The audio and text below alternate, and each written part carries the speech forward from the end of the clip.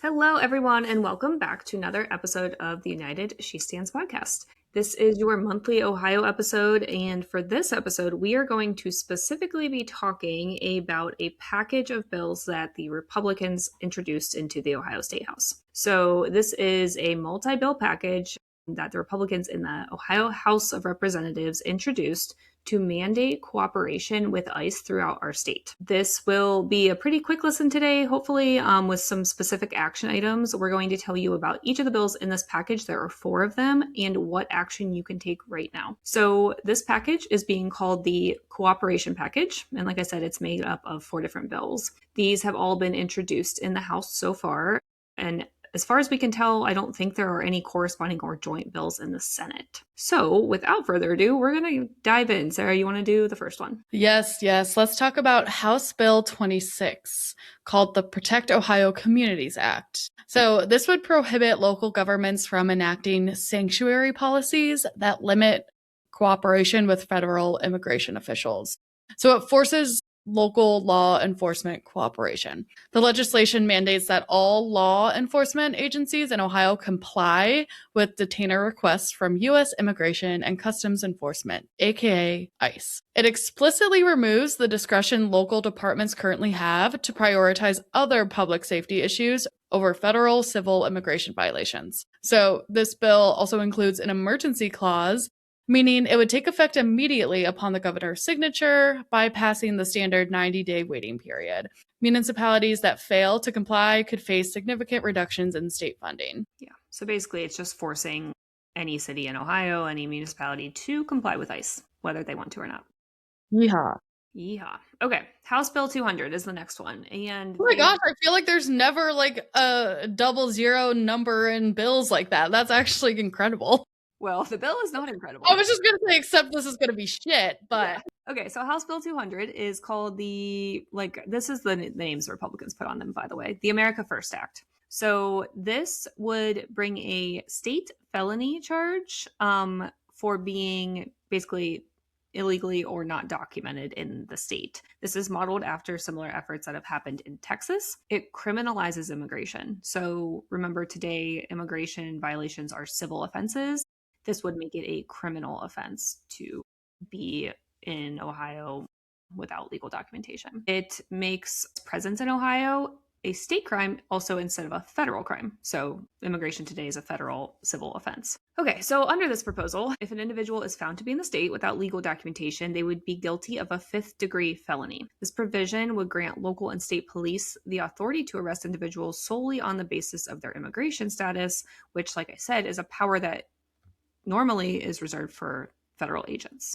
Called the America First Act. I mean, I'm sorry, that name just... I know. And even the name of the other one is Protect Ohio Communities Act. Like, shut up. Do you want to know who... Sorry, we're not going to talk about who introduced these, but like this one hits home for me and Sarah because... Do you know who introduced, or I shouldn't say introduced, but I think co-sponsored this Bill 200? No, who? Nick Santucci. Wow, I've forgot about that name, I'll be honest. Anyway, cool. I say that because he represents my hometown, guys, and it drives me crazy. Okay. Yeah. Moving on, House Bill 281 regards hospitals and enforcement of federal immigration law. So House Bill 281 really focuses on healthcare facilities.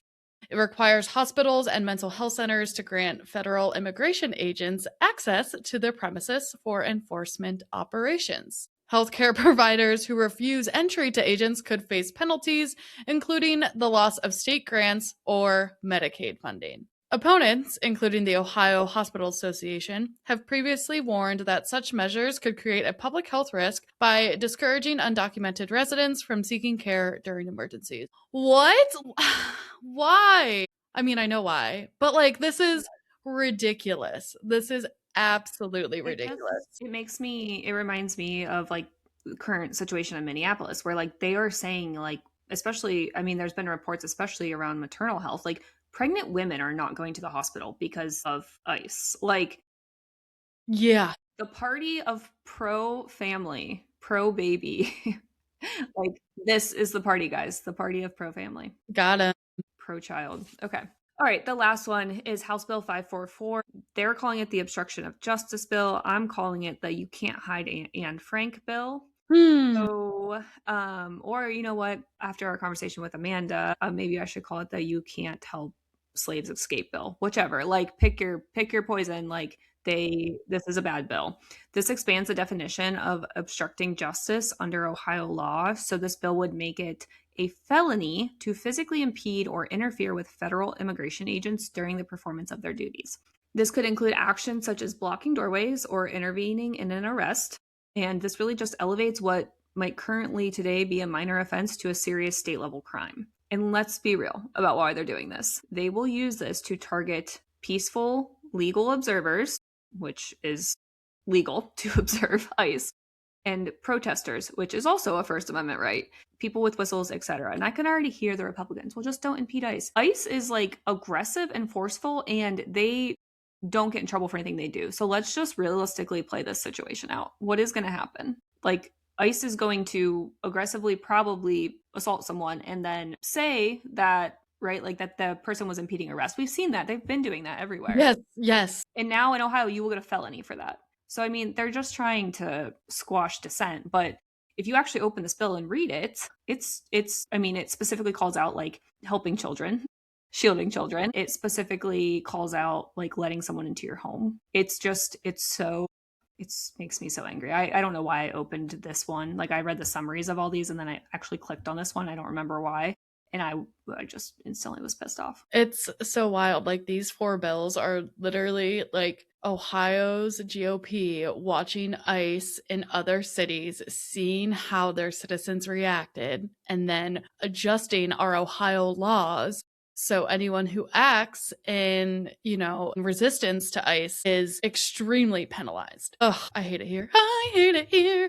Okay, so yeah, as we just mentioned, that's all really, really bad. But good news is these 4 bills have only been referred to committee, so that means they're not up for votes in the House yet. So that's good because we still have a chance to stop them from getting them to the floor for a vote. And 3 of them are within the same committee, which is the House Public Safety Committee. And so the 3 that are under that committee or in that committee right now are House Bill 26, 200, and 281.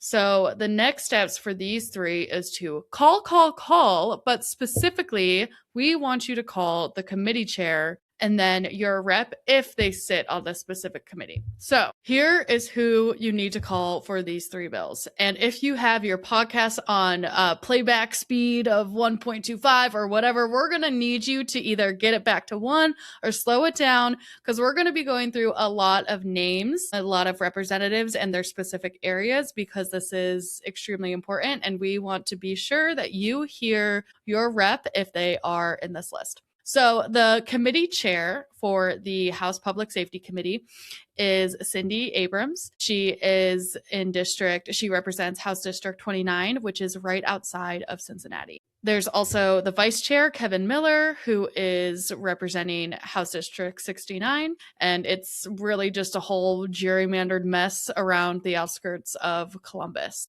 So those are 2 very important calls that anyone can make, no matter where you live, but especially if they're your rep. And then Ashley will go through the other committee members on this committee. And if you hear your area or if you know your rep, call them. Yeah. So I'm going to go through the entire committee list. If you know that you know who your rep is and you know which committees they're on, feel free to like fast forward a minute here. It's going to take us a minute, but I want to go through and I'm going to give you both, like Sarah did, the House district number, but also the area, because some people, I think it's easier to know like, oh, that should be my area, or that's close enough. I should look if that's my person. So I'm going to try to be quick, but we're going to go through all of them. The ranking member on this committee is Cecile Thomas. They represent District 25, and that's like the northern burbs of Cincy. Juanita Brent represents District 18. That's outside of like the east side of Cleveland. Parnell Brewer represents District 22. That is like the southeast of Cleveland, like Garfield Heights and Bedford area. Rodney Creech is House District 40, which is like west of Dayton. It's like the Eaton area. I'm probably going to butcher this name, so I apologize, but Haraz Ganbari represents House District 75, and that's like the Bowling Green and surrounding area. Thomas Hall is House District 46. That's the area between Cincy and Dayton. It includes Middletown, Monroe, and Astoria. Latine Humphrey is House District 2, which is parts of Southeast Columbus. Matthew Kishman is House District 50, which is like the southern parts of Canton, most of Massillon, and some rural parts of East Canton. I'm definitely going to butcher this last name because I'm just not sure on this one. But Jeff LaRay or Lair, I'm not sure. House District 73, it's some of Pickerington, Baltimore, and northern Lancaster. Phil Plumer is House District 39, that's the northern Dayton suburbs. And then Bernard Willis is the last one, that's House District 74, and that includes Springfield and the surrounding areas. Like Sarah said, this is for those first three bills. That's House Bill 26, 200, and 281. We are going to call those people. We're going to say something along the lines of, we do not support these bills. We do not want them to even make it out of this committee. They do not make our communities safer. They give an organization that is recklessly and unlawfully out of control even more power. This package of bills oversteps local jurisdictions and it impedes on their ability to self-govern. This package of bills also needlessly makes civil offenses criminal offenses that our state will have to deal with instead of the federal government. And lastly, it will impact people's critical access to medical care. So there is nothing about these three bills that improves public safety in any way. And as a reminder, this is the Public Safety Committee. So that's kind of the message you want to give is these don't improve public safety in any way. You can say any version of this, put your spin on it, say it however you want, but call and make sure that they know you do not support these bills and you do not want them to support these bills. Okay, so the fourth bill is in a different committee. It's in the House Judiciary Committee. So the next steps for this one will also be to call the committee chair and vice chair and then your rep if they sit on this committee. So as a reminder, this is House Bill 544 and it's the obstruction of justice. That's the name of it. And here is who to call. The committee chair for this committee is Jim Thomas. He represents House District 49 and is part of that covers parts of Canton and North Canton. And then the vice chair of this committee is DJ Swearingen. Close enough. And he represents House District 89, which is the Sandusky area. Okay, I'm going to rapid fire the other committee members at you again. Like I said, if you don't want to hear this part, fast forward for a minute. All right, guys, I might butcher some of these names. I think these names are harder than the first list, but here we go. The ranking member is Eric Seinenber. That's House District 21. It's like Euclid down to like Beechwood. Then we have Jamie Callender, which is House District 57, and that's like the Mentor and areas to the east of Mentor. Adam Matthews is House District 56. That's the Mason and Lebanon area. Ismail Mohammed, I think, hopefully I said that right. House District 3, that's like northern Columbus. Mike Odioso, House District 30, west of Cincy. Scott Olslager is House District 48, and that's parts of North Canton and over to like parts of Alliance. I'm definitely going to butcher this one, so here we go. Beryl Brown Picolantonio. I went to her Instagram, guys. I tried to see how she says her name, and all she ever says is, this is Rep Beryl, so I'm going with Rep Beryl. Rep Beryl is House District 4, which is parts of Gahanna and the Westerville area. Phil Plumer is House District 39, which is like the northern Dayton burbs. Brian Stewart is House District 12, the London and Circleville area. Desiree Timms is House District 38, which is a lot of Dayton and Trotwood. And then lastly, Josh Williams, which is one of the worst Republicans in the State House, in my opinion. Anyway, House District 44. And I truly can't even describe this district to you because it's so badly gerrymandered. But if you live basically anywhere outside of Toledo, you should check if this is your guy. So that is who to call for the fourth bill, which was House Bill 554. And which was House Bill 554, the Obstruction of Justice Bill. We are calling and saying something along the lines of how unnecessary this bill is because it's already illegal to obstruct law enforcement.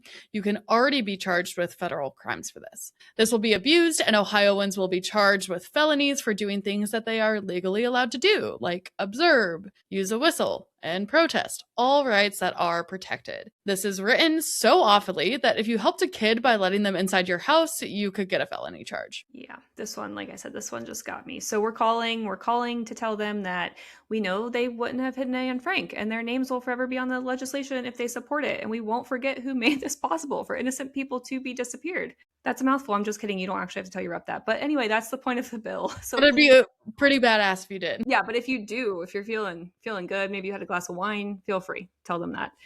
Tell them that they don't get to just help squash constitutionally protected dissent. Like, we are allowed to protect our neighbors by doing lawful things. Okay, before we wrap, we should note that the House Democrats have introduced a competing package of bills, which they have called the Safeguard Package. Among other things, their proposals seek to prohibit immigration arrests in sensitive locations like schools, places of worship, and playgrounds, and would require gubernatorial approval before the Ohio National Guard could be deployed for federal immigration missions. So, this would limit the collection and sale of Ohioans' personal information by government entities and guarantee independent investigations of allegations of federal agent misconduct. Yeah, so the bills in this package have also technically been referred to committee. Unfortunately, we're not really going to go into them because honestly, there's a supermajority controlled GOP state house. So this package likely won't go anywhere.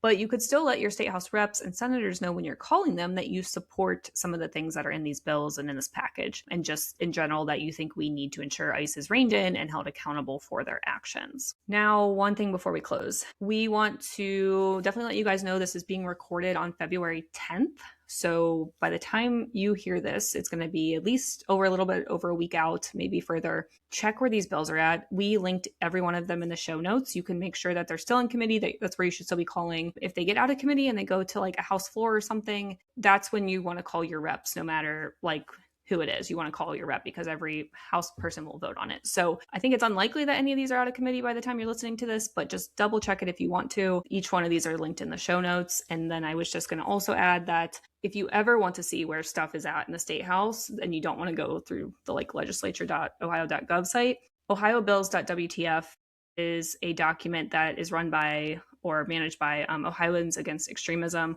We'll link that in the show notes as well. These bills were just so kind of recent that those weren't like call to actions in that document at the time we're recording, but they do an awesome job of updating that pretty regularly, and that will probably eventually have these bills in there with calls to actions and like the latest status on like where they're at and who you should be calling. So we just wanted to end with that.